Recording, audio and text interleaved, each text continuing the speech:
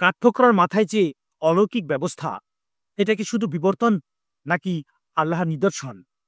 ভাইরা, আজ আমরা কথা বলবো একটি ছোট্ট পাখি নিয়ে। তার নাম কাঠঠোকরা, উডপিকার।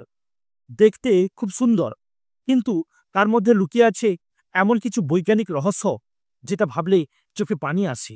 আল্লাহ কত নিখুঁতভাবে প্রতিটি প্রাণীকে সৃষ্টি করেছেন। মানুষ যদি দিনে একবার জোরে মাথায় আঘাত পায়, হাসপাতালে যেতে হয়, কিন্তু কাঠঠোকরা দিনে হাজারবার কাছে ঠোকর মারে। তার মাথা কেন ফেটে যায় না?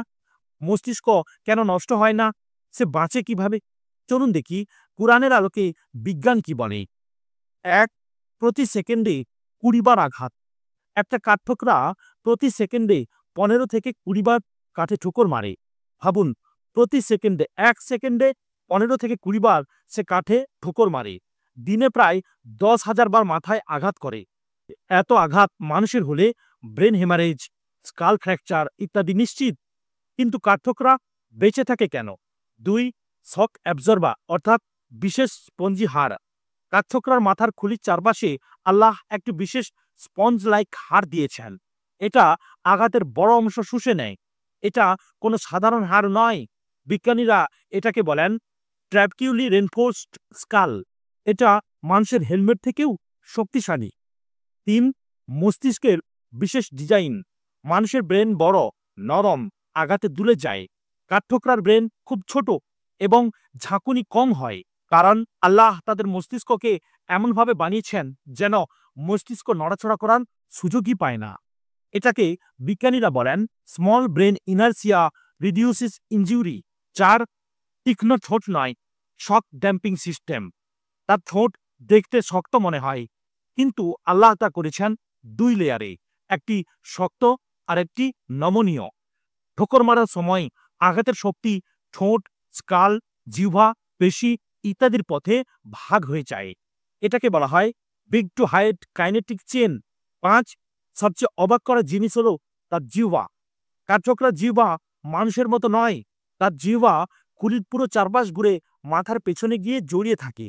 যখন সেই ঠোকর মারে, সেই জিহ্বা রাবারের বেল্টের মতো শক অ্যাবজর্বার হিসেবে কাজ করে।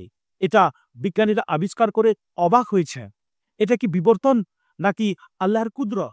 ৬ নম্বরে বলা যায় চোখের বিশেষ সেফটি লক। প্রতি ঠোকরে তার চোখ বন্ধ হয় ১ সেকেন্ডের ভগ্নাংশ সময়ের জন্য। হ্যাঁ ভাই, ১ সেকেন্ডের ভগ্নাংশ সময়ের জন্য তার চোখ বন্ধ হয়ে যায়, যাতে চোখ বেরিয়ে না যায়। বিজ্ঞানীরা এটাকে বলেন liquidity membrane protects during impact. সুবহান আল্লাহ! আল্লাহর কি কুদরত দেখুন। এত জটিল ডিজাইন একসাথে মানিয়ে চলা, এটা কোনো অন্ধ বিবর্তনের কাজ হতে পারে না। স্পষ্ট প্রমাণ যে আল্লাহ প্রতিটি প্রাণীকে তার প্রয়োজন অনুযায়ী নিখুঁতভাবে সৃষ্টি করেছেন।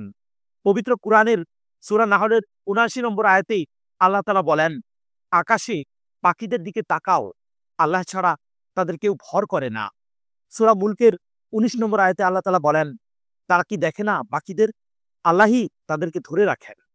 কাঠঠোকরা আমাদের শেখায় যে সৃষ্টির কোনো কিছুই উদ্দেশ্যহীন নয়। সে দিনে ১০০০ বার মাথায় আঘাত পায়, কিন্তু আঘাত লাগার মতো ব্যবস্থা আল্লাহ করেননি, কারণ আল্লাহই আদর্শ ডিজাইনার। তিনি হলেন খালিক।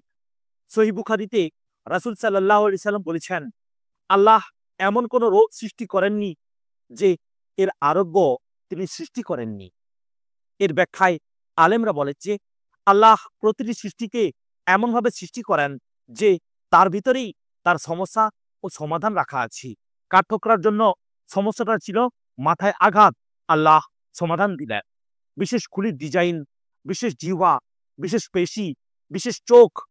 ভাইরা, আমরা প্রতিদিন কোটি কোটি নিদর্শন দেখি, কিন্তু চিন্তা করি খুব কম। একটি ছোট্ট কাঠঠোকরার ভেতর লুকানো আছে আল্লাহর অপরিসীম জ্ঞান, কুদরত, রহমত, যা মানুষ ১০০০ বছর গবেষণা করেও পুরোপুরি বুঝতে পারে না। আল্লাহ সুবহানাহু ওয়া তাআলা সূরা আলে ইমরানের ১৯১ নম্বর আয়াতে বলেছেন, তারা আকাশ জমিনের সৃষ্টি নিয়ে চিন্তা করে। আজ আমরা যদি শুধু মাথা তুলে সৃষ্টিকে দেখি, তাহলে ঈমান আরো শক্ত হবে, হৃদয় আরো নম্র হবে এবং আমরা বুঝব আল্লাহ তুমি কত মহান। প্রিয় ভাইরা, যদি ভালো লেগে থাকে এই নিদর্শন অন্যদের সাথে শেয়ার করুন। হয়তো একজন মানুষ আল্লাহর দিকে ফিরে আসবে আর সেই সওয়াব আপনার আমলনামায় জমা হবে ইনশাআল্লাহ। আসসালামু আলাইকুম ওয়া রাহমাতুল্লাহি ওয়া বারাকাতুহু।